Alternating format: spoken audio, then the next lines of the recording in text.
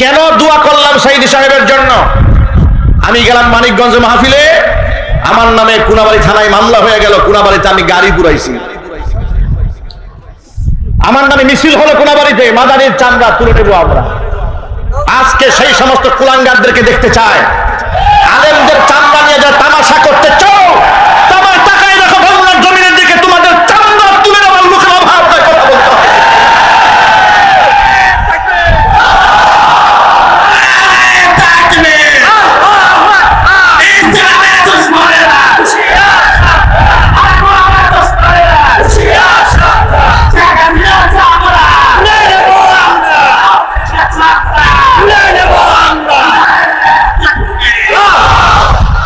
আমি কেন একজন মরহুম এবং কেন একজন মাজলুম আলেমের জন্য দোয়া করেছি, এটা ছিল আমার অপরাধ।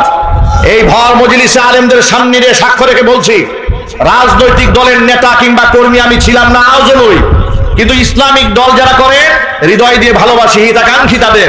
কারণ আমরাও চাই এদেশে ইসলাম দিয়ে সংসদ চলুক, বিচার ফয়সালা কোরআন দিয়ে হোক। এটা আপনারা চান না? কারা কারা চান? দুহাত দেখতে চায়।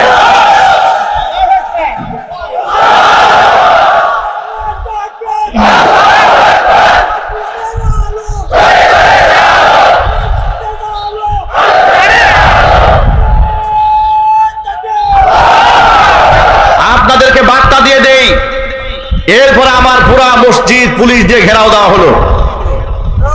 আমাকে মসজিদের এখানে অনেক প্রেজেন্ট মুসল্লি আছেন যারা সেদিন ছিলেন, স্টেজে অনেক আলেম ওলামারা আছেন, সেই মসজিদ কমিটির সদস্যরা এখানে আছেন। এরপরে সেখানে বলা হলো যা মাদানী সাহেবকে বাহিরে আসতে বলেন। মুসল্লিরা বলল, কেন বাহিরে যাবেন? প্রশাসনের কোনো কথা থাকলে মসজিদের ভিতরে গিয়ে বলুন।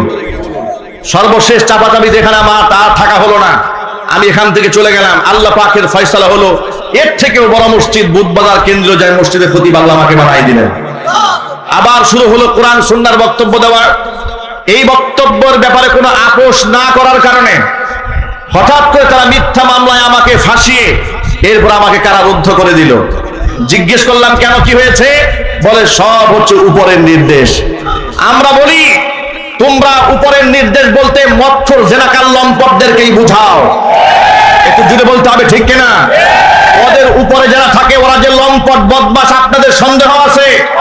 চিল্লাই বলতে হবে, সন্দেহ আছে? আমি খতিয়ান নাম্বার বলতে পারবো, ওদের চরিত্রে কোনো বালাই নাই। আমি গাজীপুরেও দেখেছি এদের ভিডিও ক্লিপ, এদের ওখানে যখন মিডিয়াতে প্রচার হয়েছে তখন তারা বড় বড় নেতা হয়ে গিয়েছে। মনে রাখবা, তোমরা মৎখর জেনাকার লম্পটদের কথায় যদি উপরের মহলের নির্দেশ বলে জমিনের মধ্যে জুলুম করতে পারো, তাহলে এর থেকে উপরে আল্লাহর নির্দেশে ফাঁসির মানতে উঠতে রাজি আছি, বাতিলের সামনে আপোষ করতে রাজি নই।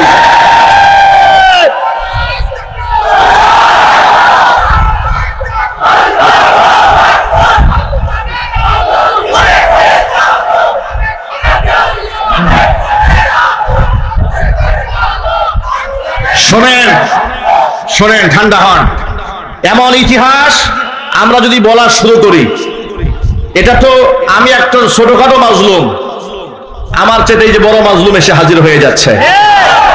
আল্লামা খালেদ সাইফুল্লাহ আইয়ুবী হাফিজাহুল্লাহ, আল্লাহ পাক তার নেক হায়াত দারাজ করেন, চিৎকার দিয়ে আল্লাহুম্মা আমিন। তিনি ইতোমধ্যে মাহফিল মঞ্চে এসে উপস্থিত হয়েছেন। তাকেও বছরের পর বছর, মাসের পর মাস তাকে কারারুদ্ধ করে রাখা হয়েছে।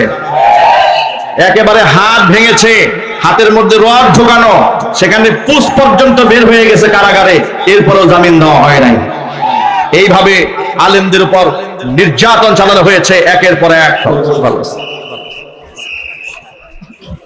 এরপরে এইভাবে তারা একের পর এক কোরআন সুন্নাহ বিরোধী কার্যক্রম চালাতে শুরু করলো। আলেম ওলামাদের ব্ল্যাক লিস্ট তৈরি করলো গোটা বাংলাদেশে। নাস্তিকদের মাধ্যমে আলেমদের ব্ল্যাক লিস্ট তৈরি করলো। দেশের শীর্ষস্থানীয় 116 জন স্বনামধন্য আলেমদের নামে তালিকা তৈরি করলো সাবেক বিচারপতি কালা মালিকের মাধ্যমে। একটু জোরে বলতে হবে। বিচারপতি কালা মালিকের মাধ্যমে আলেমদের নামে তালিকা বানিয়ে দুদকে জমা দেওয়া হলো। যেই সমস্ত আলেমদের সম্পদ খতায়ে দেওয়া হোক, দেখা হোক। আচ্ছা প্রিয় ভাইরা, আপনারা এক বাক্যে বলেন, আলেমরা এত নির্যাতিত, নিপীড়িত, মাজলুম এই মাটিতে হয়েছে, আলেমরা কি দেশ ছেড়ে পালিয়ে গেছে? আর একটু জোরে বলতে হবে। দেশ ছাড়া পালিয়ে গেছে। কারণ আলেমরা দেশকে ভালোবাসে, আলেমরা ইমানদার, তাদের মধ্যে সৎ সাহস আছে যে আমাদের তদন্ত করলে বেশি দূর তোমরা যেতে পারবা না। কিন্তু ওরা কেন পালিয়েছে জানেন? ওরা এই জন্য পালাচ্ছে, ওরা জানে ওরা এক একজনে এই পরিমাণ অপরাধ করেছে। আমি কিছুদিন আগে ফেসবুকে এক স্ট্যাটাসে বলেছি যে এই স্বৈরাচারী হাসিনা যে অপরাধ করেছে, যে পরিমাণ পাপ সে করেছে এবং তার সহযোগীরা করেছে, পৃথিবীর সমস্ত বিচারক এবং সমস্ত আদালত মিলেও যদি তার সেই পাপের প্রায়শ্চিত্ত দেওয়ার জন্য সবচেয়ে কঠিন রায় মৃত্যুদণ্ড দেয়, সেই মৃত্যুদণ্ডও হবে হাসিনার কৃত অপরাধের তুলনায় একেবারে হালকা শাস্তি। আমি কি ভুল বলেছি? আরো জোরে বলে। পৃথিবীর সব বিচারকরা মিলে যদি শেখ হাসিনা তাকে যদি একেবারে ইনসাফপূর্ণ একটা রায়ও দেয়, একবারে সঠিক বিচার করাও যদিও করে, একেবারে মৃত্যুদণ্ডও যদি দিয়ে দেয়, ওর যে পাপ করেছে সেই পাপের প্রায়শ্চিত্ত হবে না। কেন হবে না আপনাদেরকে সহজে বুঝাই বলি। আচ্ছা, একটা মানুষ হত্যা করলে আপনি তারে হত্যা করলেন, সমান সমান হয়ে গেল। শেখ হাসিনা কি একটা মানুষ মেরেছে? একটু জোরে বলতে হবে। তাহলে এই হাজার মানুষ মারার বিনিময়ে একটা জান আপনি হাসিনা দিলেন, তো আপনার কেমনে ইনসাফ হইল? গেল একটা। আয়না ঘরে রেখে ফিরআউন এবং নমরুদ যা করে এই শেখ হাসিনা তা করেছে। মানুষ কেমন পাশবিক নির্যাতন করেছে। এক একজনের বক্তব্য শুনলে যাদের সাথে রক্তের কোনো কানেকশন নাই, শুধু কথা শুনবে, চোখ থেকে অঝরে পানি ঝরতে থাকে। আয়না ঘরে রেখে লা ইয়ামুতু ওয়া লা ইয়াহইয়া, জাহান্নামের মতো এরা না বাঁচবে না মরবে। এদেরকে মারাও হয় না, বাঁচিয়েও রাখা হয় না, এমন নিদারুণ কষ্ট দিয়েছে। এই পাপের শাস্তি আপনি কেমনে দেবেন? যে ইলিয়াস আলীর কথা আপনারা শুনেছেন, গুম করেছে, খুন করেছে, সেই ব্যক্তির আত্মীয় স্বজনকে দেখে আবার তার স্ত্রীর সাথে গলায় গলি ধরে কান্নাকাটি করে। এত বড় অভিনেত্রী গোটা জাতির সাথে সারা জীবন তসবিহ নিয়ে হিজাব পরেছে, তামাশা করেছে, নাটক করেছে। কোরআন কারীমের ময়দানগুলোকে তারা কলঙ্কিত করে ছেড়ে দিয়েছিল। একে জামাত, একে শিবির, এ তালেবান, এ জঙ্গি, এ রাজাকার, এ আলবদর, এক একজনকে শায়েস্তা করার জন্য এক একটা হাতিয়ার তারা গ্রহণ করেছিল। আল্লাহ পাকের লানত ওদের উপরে এমন ভাবে বর্ষিত হয়েছে, মরহুম সাইদি রাহিমাহুল্লাহর সেই কথাটাই মনে পড়ে, সময় আসবে এমন ইঁদুরের গর্ত পাবা না পালাবার জন্য। তাই হয়েছে, ওরা ইঁদুরের গর্ত পাই নাই পালাবার জন্য। কথা বলে মুসলমান, ঠিক কিনা বলে? সুতরাং আপনাদেরকে অভয় দিয়ে বলি, অভয় দিয়ে বলি, কোরআনের ময়দান আল্লাহ পাক আমাদের জন্য ওপেন করেছেন। যতদিন এই পৃথিবী থাকবে, জমিন থাকবে, কোরআনের ময়দান উন্মুক্ত থাকবে, ইনশাআল্লাহ বলেন। কোন জালেম যদি এই ময়দান নিয়ে ষড়যন্ত্র চালাতে চায়, বৈষম্য বিরোধী ছাত্র আন্দোলনের ছাত্র সমাজ থেকে শুরু করে সাধারণ জনতা যেভাবে রাজপথে ঝাঁপিয়ে পড়েছিল, আলেমরা মাদ্রাসার ছাত্র যেমনভাবে জীবন দিয়েছিল, আবারও জীবনের ঝুঁকি নিয়ে সেই জালেমকে শায়েস্তা করতে প্রস্তুত থাকতে হবে। আপনারা কি রাজি আছেন? কারা কারা রাজি আছেন? দু হাত দেখতে চায়।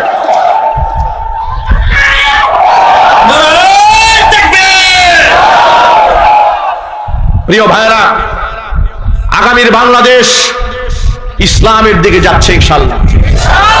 আপনাদেরকে ছোট্ট একটা আভাস দেই, আমরা মাঠে ময়দানের লোক, মানুষের চোখের ভাষা আলহামদুলিল্লাহ আমরা বুঝি। মানুষ মুখে না বললেও তাদের কথা আমরা মোটামুটি আন্দাজ করতে পারি। টেকনাফ থেকে তেতুলিয়া, রূপসা থেকে পাথুরিয়া পর্যন্ত দৌড়ে এদেশের মানুষের হৃদয়ের ভাষা যতটুকু বুঝতে সক্ষম হয়েছি, তারা এই দেশে আর কোনো তন্ত্র মন্ত্র দেখতে চাচ্ছে না। তারা এখন খেলাফত দেখতে চাচ্ছে। এই কোরআনের রাজ এ মাটির মধ্যে তারা দেখতে চাচ্ছে। চাঁদাবাজ যাবে, চাঁদাবাজ আসবে, মাস্তান যাবে, মাস্তান আসবে। এই ধরনের শাসন ব্যবস্থা এই দেশের মানুষ আর দেখতে চায় না। আর কোন জেনাকার লম্পটের পেছনে দেশের মানুষ দৌড়াবে না, কোন সুদখোরের পেছনে দৌড়াবে না, ঘুষখোরের পেছনে দৌড়াবে না। যারা ফ্যাক্টরি দখল করে, হল দখল করে, টেন্ডারবাজি করে, চাঁদাবাজি করে, এদের পেছনে মুসলমান আর দৌড়াবে না। আলেমদের নেতৃত্বে আল্লাহর কোরআনের রাজ কায়েম করতে প্রস্তুত কারা আছেন, দু হাত দেখতে চায়।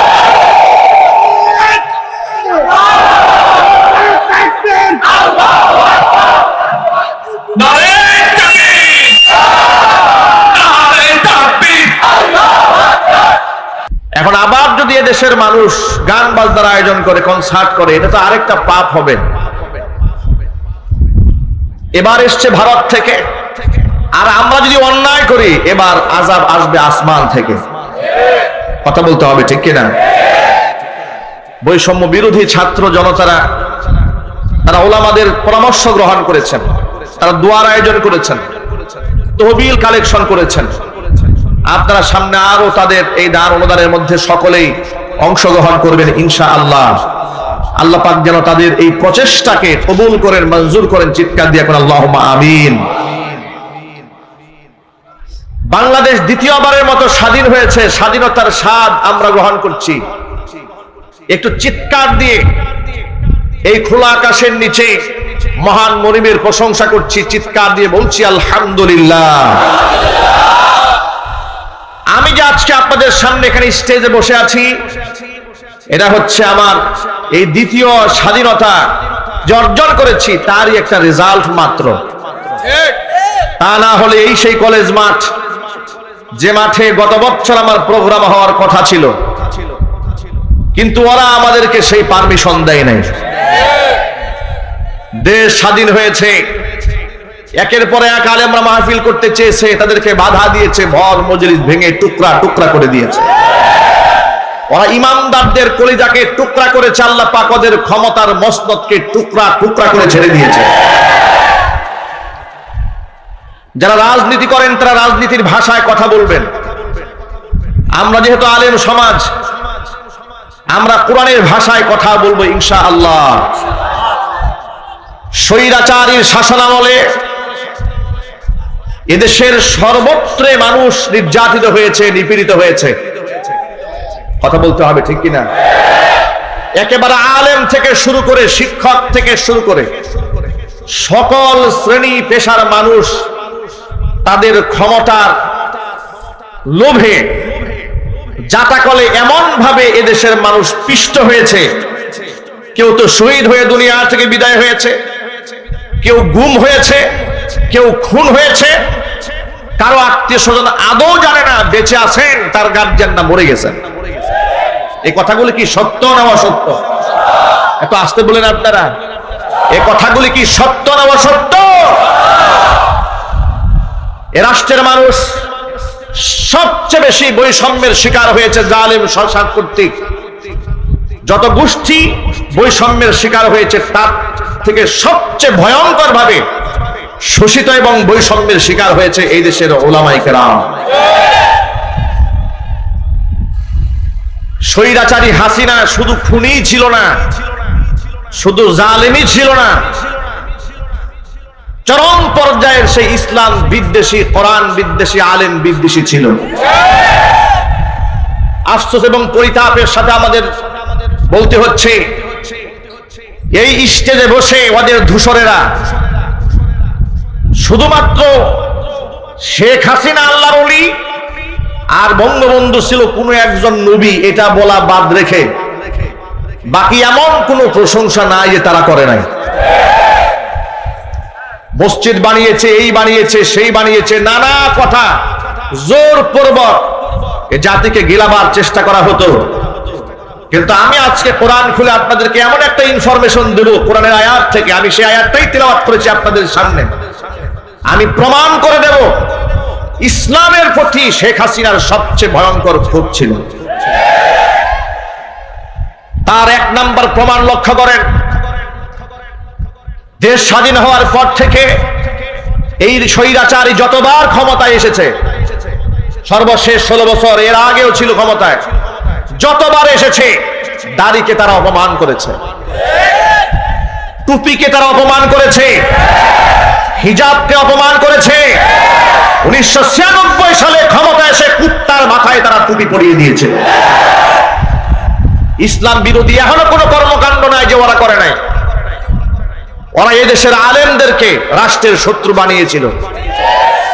দেশের শ্রদ্ধাভাজন সম্মানিত বরেণ্য আলেমদেরকে গরুর রশি লাগিয়ে, হ্যান্ডকাপ পরিয়ে, বুলেট প্রুফ জ্যাকেট পরিয়ে, হাত ডান্ডা বেরি 2 পায়ে পরিয়ে, মাথার মধ্যে হেলমেট পরিয়ে যখন আদালতে তোলা হতো, যখন কোমরে রশি বাঁধায় দৃশ্যগুলো আমরা দেখতাম, কিংবা নিজেরাও যখন হাতের মধ্যে, আমার নিজের হাতেও যখন পড়িয়েছে, আমার খুব আফসোস হতো, আর মনে মনে ভাবতাম এই না আমরা 90 থেকে 95% মুসলিম দেশে বসবাস করি।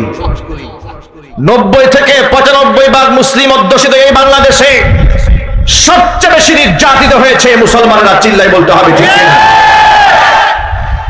বৌদ্ধরা ধর্মীয় স্বাধীনতা ভোগ করেছে, খ্রিস্টানেরা ভোগ করেছে, রাম বামেরা ভোগ করেছে, মুশরিকরা ভোগ করেছে। কলেজের মাঠে মাঠে রাষ্ট্রীয়ভাবে পূজা অনুষ্ঠান করা হয়েছে।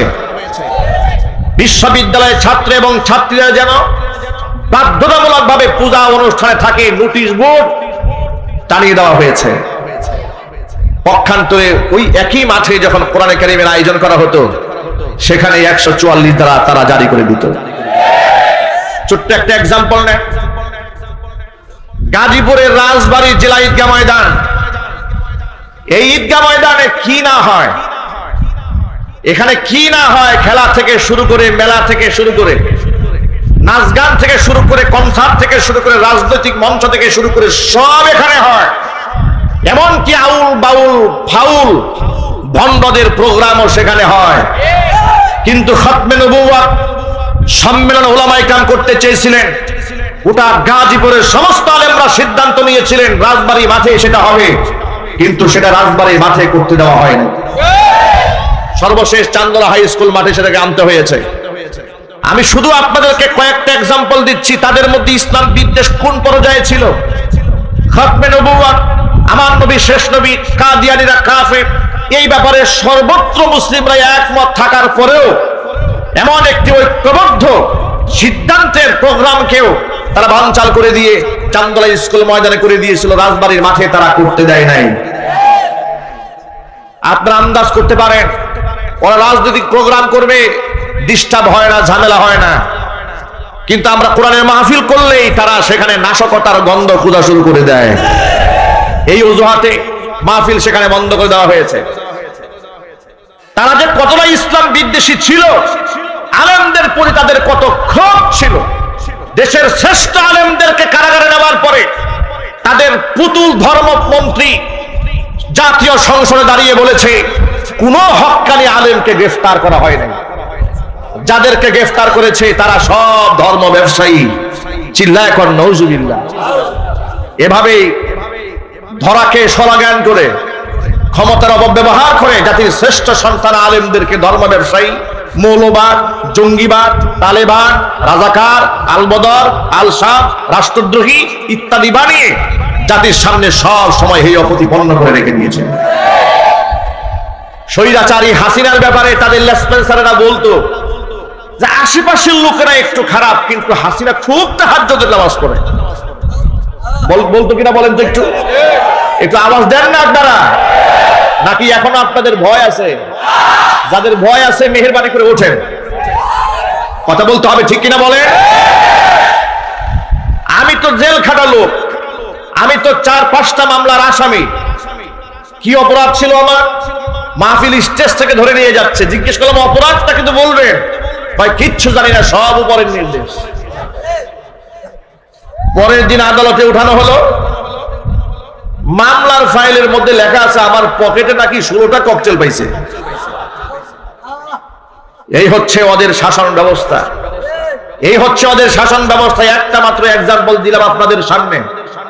ওরা আমার কোনাবাড়ির কয়েকটা মাহফিল বন্ধ করে দিয়েছে, ওরা আমার কাশিমপুর ফুটবল মাঠে মাহফিল বন্ধ করে দিয়েছে, ওরা আমার কোনাবাড়ি হাই স্কুল মাঠে প্রোগ্রাম বন্ধ করে দিয়েছে, ওরা আমার এনটিকেসির সামনে মাহফিল বন্ধ করে দিয়েছে, ওরা পাম্পের অপোজিটের মাহফিল বন্ধ করে দিয়েছে, শফিপুর আন্দার মানিক মাদ্রাসার মাহফিল একদিন আগে গিয়ে বলে দিয়েছে মাদানী সাহেব যেন স্টেজে উঠতে না পারে। এভাবে আমার সমস্ত মাহফিলগুলো তারা বানচাল করে দিয়েছিল। কেন?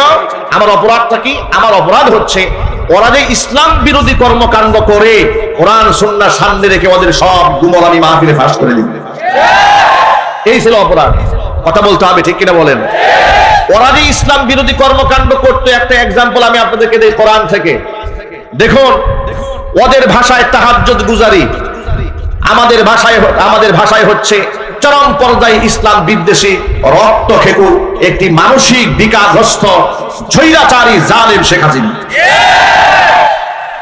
এই রক্ত খেকু নরপিচাস শাপলা চত্বরে 2013 সালের 5 মে তার নির্দেশে যখন গণহত্যা চালানো হয়েছিল, হাজার হাজার মানুষকে যখন শহীদ করা হয়েছিল রাতের আধারে, তাহাজ্জুদ গুজারি মাদ্রাসার তালিবুল ইলমদের বুকটাকে বুলেটের দিয়ে ঝাঁঝরা দেওয়া হয়েছিল, সে জাতীয় সংসদ দাঁড়িয়ে বলেছিল হেফাজতের লোকদেরকে একটা গুলির ঘটনা ঘটে নাই, গায়ের মধ্যে রং মেখে তারা অভিনয় করেছিল। বলে নাই? আলেমরা জবাব দেন না, বলে নাই?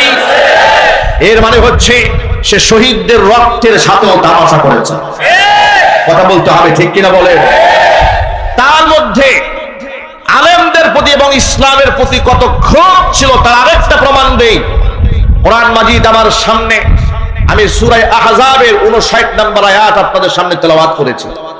আমি এই আয়াত থেকে আপনাদেরকে প্রমাণ দেব তার মধ্যে ইসলামের এলার্জি কত ভয়ঙ্কর ছিল।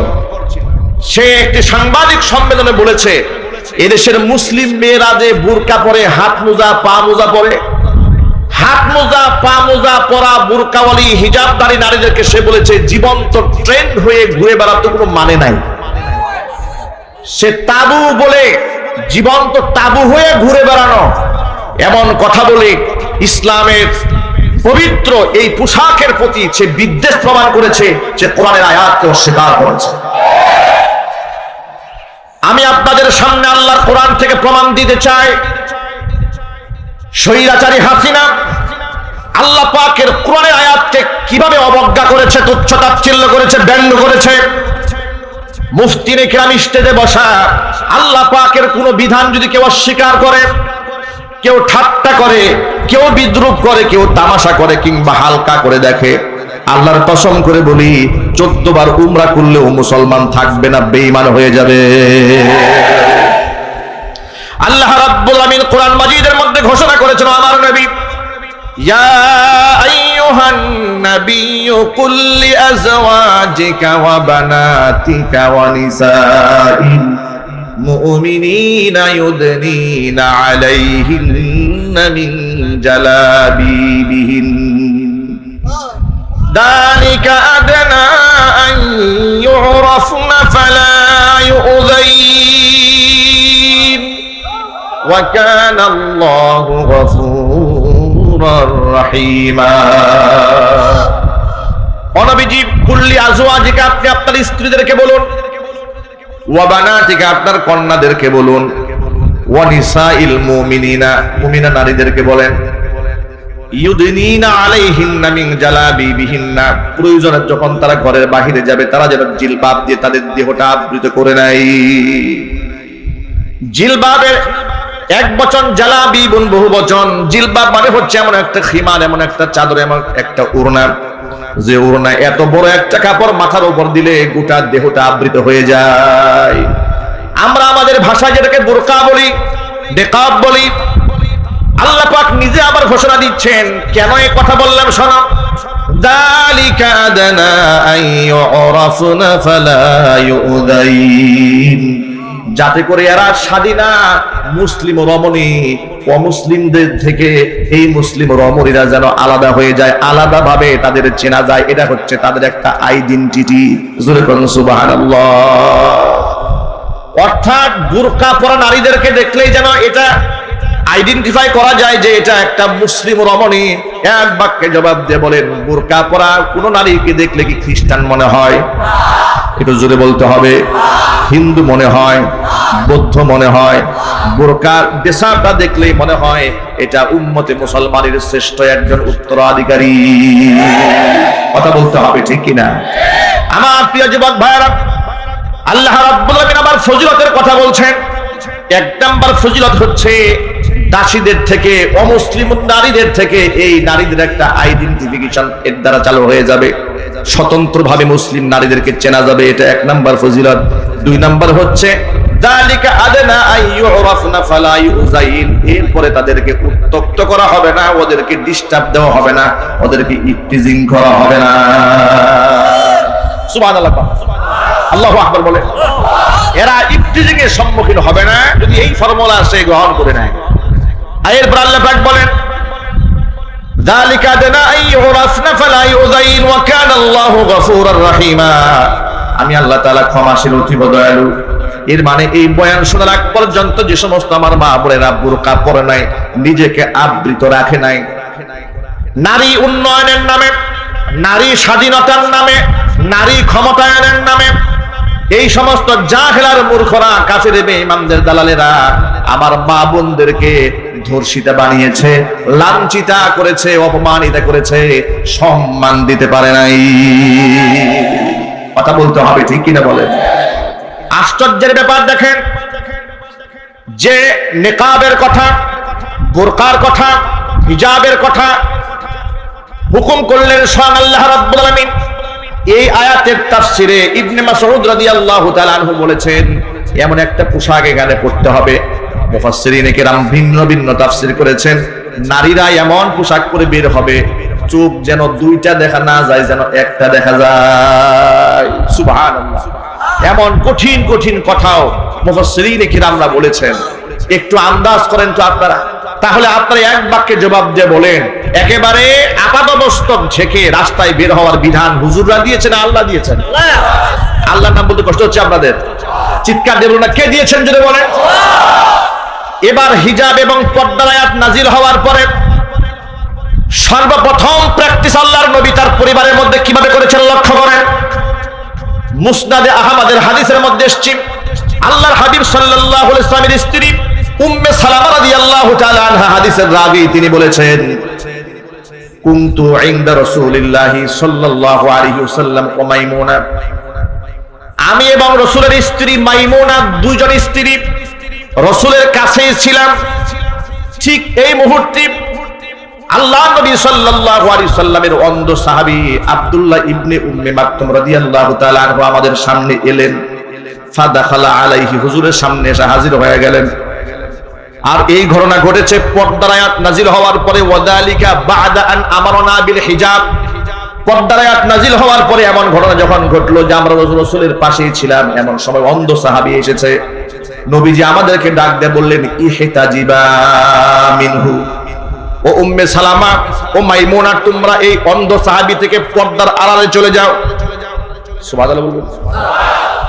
দৃষ্টিহীন সাহাবী তিনি এসেছেন, আর আল্লাহ রাসূল বললেন ইহতাজিবা মিনহু, উম্মে সালামা ও মাইমুনা দুজনেই তোমরা এই অন্ধ সাহাবী থেকে পর্দার আড়ালে চলে যাও।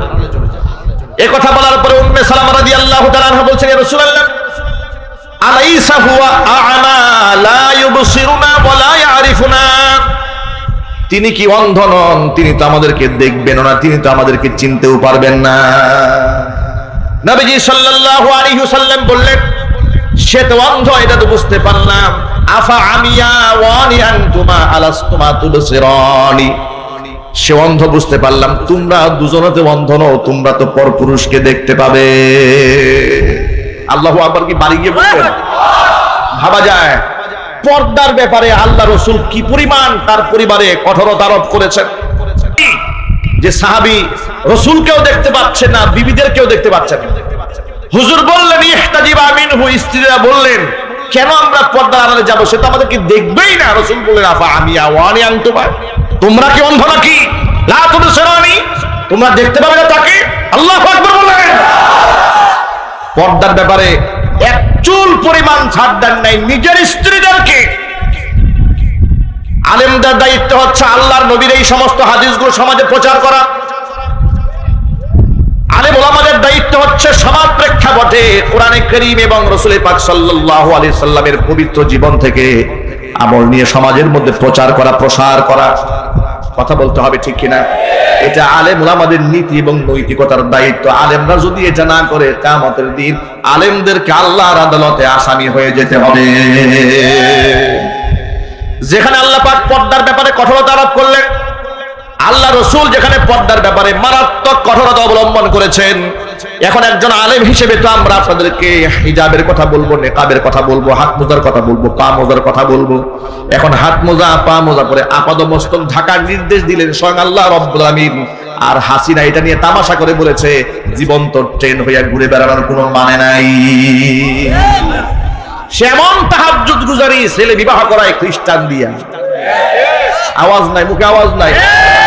সেমন তাহাজ্জুদ গুজারি, ভারতের দাদা বাবুদের কাছে গেলে মন্দিরে গিয়া তিনি প্রতিমার সামনে গিয়া সেখানে গিয়া ফুল দেন। এর মানে তিনি বাংলাদেশে রোজা করেন, হিন্দুস্তানে গিয়া পূজা করেন। কথা বলতে হবে, ঠিক কি বলে? তাহলে এর দ্বারা প্রমাণ হয় শেখ হাসিনা ধার্মিক ছিল না, তার চাইতে ধর্ম ব্যবসায়ী ভণ্ড এই জাতির মধ্যে আর কেউ ছিল না। আল্লাহ পাকের কোরআনে কারিমের আয়াতকে সে ব্যঙ্গ করেছে, বিদ্রুপ করেছে। শুধু কি তাই, 2011 সালে নারী উন্নয়ন নীতিমালা 2011 প্রণয়ন করার যখন খসড়া করলো, খসড়ার মধ্যে কি করলো? খসড়ার মধ্যে করেছে যে নারী পুরুষের সমান অধিকার, এই সমান অধিকার সব জায়গায় থাকবে। এমন কি ইসলামের যে পারিবারিক আইন আছে, ওয়ারিশ সূত্রে যে মালিকানা লাভ করে, একটা ছেলে সমান সমান দুইটা মেয়ে, এই যে বিধান আছে ইসলামে, আছে না নাই? একটু জোরে বলতে হবে। নারী উন্নয়ন নীতিমালা 2011 এটা প্রণয়ন করে কোরআনে কারিমের এই আয়াতকে ভেঙে দিয়ে তিনি চাইলেন যে না, কেউ কম বেশ পাবে না, সন্তানরা যেখানে যা আছে একবারে ছেলেও যা পাবে, মেয়েও তা পাবে। নাউজুবিল্লাহ, এত আসতে বলেন কেন? এই কথা বলার পরে তৎকালীন যুগে মুফতি আমিনী রহমাতুল্লাহি আলাইহি বাংলার সিংহ পুরুষ ছিলেন। তিনি পেট পূজারী আলেম ছিলেন না, ধান্দাবাজ আলেম ছিলেন না। বাংলাদেশে আমরা এমন আলেমদেরকে দেখেছি ইসলামের জন্য, কোরআনের জন্য জেল খাটে জরিমানা দেয়। আবার এমন আলেমকে দেখেছি ওই সমস্ত জাহেল বাতিল জালেমদের সাথে গলায় গলায় পীড়িত। এই ভণ্ড মৌলবীগুলা সমাজে আছে না নাই? এমন বহুত মৌলবী আছে ওই সমস্ত নাস্তিকদের মনোরঞ্জনের জন্য মিম্বারে বসে কোরআন সুন্নাহর এই বক্তব্যগুলো টু শব্দ জাতির সামনে উচ্চারণ করে নাই। কথা বলতে হবে তো, ঠিক কিনা বলেন? নারী উন্নয়ন নীতিমালা 2011 এটা যখন খসড়া করা হয়েছিল, তৎকালীন যুগের সিংহ পুরুষ মুফতি আমিনী রাহমাতুল্লাহি আলাইহি, আল্লাহ পাক তার বেহেশতের মধ্যে সর্বোচ্চ সম্মান আল্লাহ পাক তাকে দান করেন। এই সিংহ পুরুষ গর্জে উঠলেন, তিনি বললেন না, এই আইন বাস্তবায়ন করতে দেওয়া হবে না। তিনি তো কাউকে তুয়াক্কা করে কথা বলতেন না, কারণ তিনি তো তেলবাজ আলেম ছিলেন না। ঠিক ওই সময় আমি জুমার খুতবা দেই কাদের মার্কেট বাজার মসজিদে, যেখানে ফরিদউদ্দিন রহমানী বর্তমানে নামাজ পড়াচ্ছে। আমি তখন ওই মসজিদের খতিব। এটা নিয়ে গোটা বাংলাদেশে তুলপাড় শুরু হয়ে গেল। মুফতি আমিনী রাহমাতুল্লাহি আলাইহি তখন বললেন কোরআন শরীফের আয়াত দিয়া যে আল্লাহ রাব্বুল আলামিন সূরা নিসার 11 নম্বর আয়াতে বলেছেন, ইউসিকুমুল্লাহু ফি আওলাদিকুম লিযযাকারি মিসলু হাযযিল উনসায়াইন। তিনি বললেন, আল্লাহ পাক বলেছেন, আল্লাহর নির্দেশ তোমাদের সন্তানদের মিরাস সম্পদ বন্টন করার ক্ষেত্রে লিযযাকারি মিসলু হাযযিল উনসায়াইন, একটা পুরুষ পাবে দুই নারীর সমান। সুবহানাল্লাহ। এই কথার ব্যাখ্যা আপনাদের বুঝাতে হলে, একটু বুঝতে হলে একটু ব্যাখ্যা করে বলতে হবে, তাহলে আপনারা খুব সহজে বুঝবেন। আচ্ছা, নারীরা যা পাবে একটা ছেলে তার দ্বিগুণ পাবে, এটা করে কি আল্লাহ পাক নারীদের উপর জুলুম করেছেন? একটু জোরে বলতে হবে। এটা ভাঙায় দেওয়ার জন্য বলি, এক ভদ্রলোকের দুটা ছেলে আছে, বুঝাবার জন্য বলি। তো বড় ছেলেকে বাজারে পাঠাচ্ছে, সাথে ছোট ছেলেটাও যাচ্ছে। বড় ছেলের হাতে 1000 টাকার নোট দিয়া বাজারে পাঠিয়ে দেওয়ার সময় বাবা বলল, তুমি মাছ আনবা, তরি তরকারি আনবা, এই আনবা, সেই আনবা, মোটামুটি 8 থেকে 900 টাকার একটা বাজার ধরাই দিয়েছে, তালিকা ধরিয়ে দিয়েছে। আর ছোট্ট ছেলে সেও ছাটে গেছে, শুধু মনস্তুষ্টির জন্য তার হাতে 500 টাকা দিয়েছে, কিন্তু ওর হাতে বাজারে কোনো স্লিপ নাই, বাজার করার কোনো দায়িত্ব নেই। আপনারা কি মনে করেছেন এখানে বেশি দিয়েছে কাকে, বড় ছেলেকে না ছোট ছেলেকে?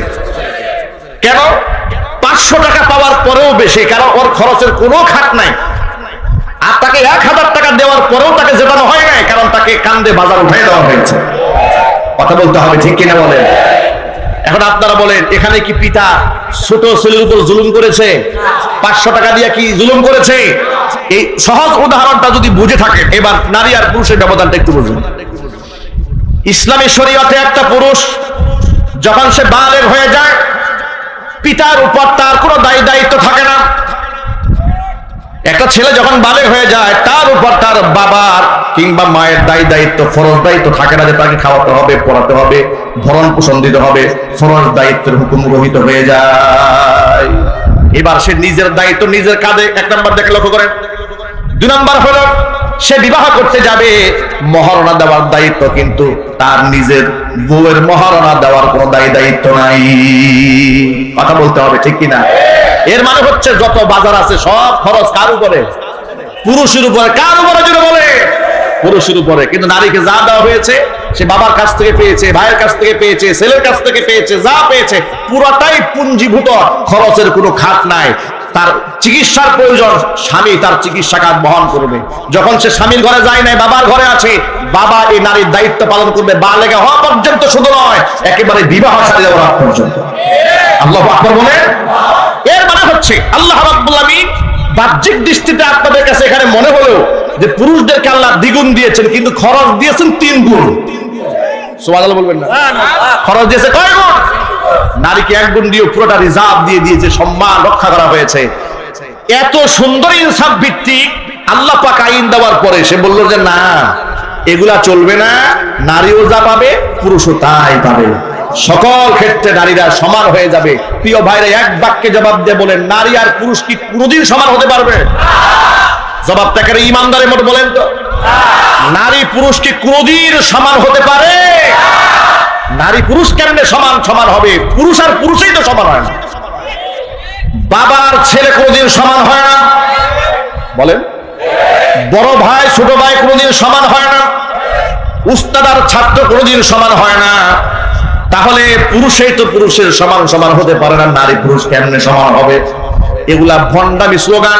এই সমস্ত কথা বলে বলে তারা বোরকার বিরোধিতা করে, পর্দার বিরোধিতা করে, সমান অধিকারের নামে নারীদেরকে দাসী বাদী বানায়া রাখতে চায়। প্রমাণ লক্ষ্য করেন। তাহলে এই আয়াত সরাসরি আল্লাহ পাক বিধান দেওয়ার পরে যখন তারা নারী পুরুষের সমান অধিকার বানাতে চেয়েছিল 2011 সালে, মুফতি আমিনী রহমাতুল্লাহি আলাইহি যখন প্রতিবাদ জানালেন, মুফতি আমিনী রহমাতুল্লাহি আলাইহির বক্তব্যকে ব্যঙ্গ করে তৎকালীন যুগের শহীদ শাসক হাসিনা বলেছিল, কোরআন শরীফের সূরা নিসার আয়াত কি শুধু মুফতি আমিনী একাই পড়ে, আমরা পড়ি না? এই কথাগুলো ইতিহাসের পাতা থেকে আপনারা নিয়ে যাবেন। নতুন প্রজন্মের লোকেরা, আপনারা তো অনেকে ইতিহাস জানেন না, এই জন্য রেকর্ডগুলো আপনাদেরকে শোনানো দরকার। আমি কেন আমাকে ছাড়তে হয়েছিল কাদের মার্কেট, বাজার, মসজিদ, ইতিহাস এখান থেকে পেয়ে যাবেন। আমি আমার জুমার খুতবার মধ্যে বলে দিয়েছিলাম, জুমার মিম্বার থেকে মুফতি আমিনীর কোরআন পড়া আর শেখ হাসিনার কোরআন পড়া সমান হতে পারে না। কথা বলতে হবে যুবকেরা, ঠিক কি? আমার এই খুতবা দেওয়ার পরে দায়িত্বশীল ওদের লেসপালসারেরা বলল, হুজুর রাজনীতির কথা বলেছে। আমি বললাম, আমি রাজনীতি করি নাই, আমি আল্লাহর কোরআন থেকে বলেছি যে তারা যে সমান অধিকারের নামে ইসলাম বিরোধী কর্মকাণ্ড করতে চায়, এটা সম্পূর্ণ ইসলাম বিরোধী। এটা কোনো আলেমরা মানবে না, কোনো মুসলমান এটা মানতে পারে না। সর্বশেষ চাপের মুখে আমাকে কাদের মার্কেট, বাজার, মসজিদ ছাড়তে হলো। সেখান থেকে আমি চলে আসলাম। এরপরে পল্লীবিদ্যুৎ জামে মসজিদ বাইতুল মামুর 3 বছর জুমার খুতবা দিলাম। হাজার হাজার লোক গিয়ে সেখানে ভিড় জমায়, একেবারে পুলিশ প্রশাসন পাঠিয়ে দিল। মাদনী সাহেবের মসজিদে এত লোক যায় কেন? ইতিহাস একোনাবাড়িবাসীর জানা উচিত। নতুন প্রজন্মের অনেকে তো ইতিহাস জানেন না। এখন তো ডানে বামে অনেক আল্লামা দেখা যায় পদ পদবীর জন্য পাগল হয়ে গেছে, কিন্তু ইসলামের জন্য কোরবানি এবং কোরআন সুন্নাহর জন্য জেল জরিমানা কারা খেটেছে এটা বাস্তবে জানতে হবে। এরপরে যখন আমি এই সমস্ত বক্তব্য দিলাম, তখন সেখান থেকে চলে আসতে বাধ্য হলাম। এরপর আসলাম বাইতুল মামুরে। উপমহাদেশের শ্রেষ্ঠতম কোরআনে কারীমের দায়ী এবং তাফসীর কারক শহীদ মাওলানা দেলওয়ার হোসেন সাঈদী রাহিমাহুল্লাহ, তাকে জেলখানায় কারারুদ্ধ করা হলো অন্যায়ভাবে। আমি রাজনৈতিক কোন দল কিংবা মতের কর্মী নই, পরিষ্কার করে দিচ্ছি। কিন্তু ইসলামিক দল যারা করেন, ইসলাম যারা চান, তাদেরকে হৃদয় দিয়ে ভালোবাসি। যার আলেম হিসেবে যাদের অবদান আছে ইসলামে, যাদের অবদান আছে কোরআনে, যাদের অবদান আছে ইসলামের প্রচার এবং প্রসারে, তাদের প্রতি আমাদের ভক্তি, ভালোবাসা, শ্রদ্ধা তো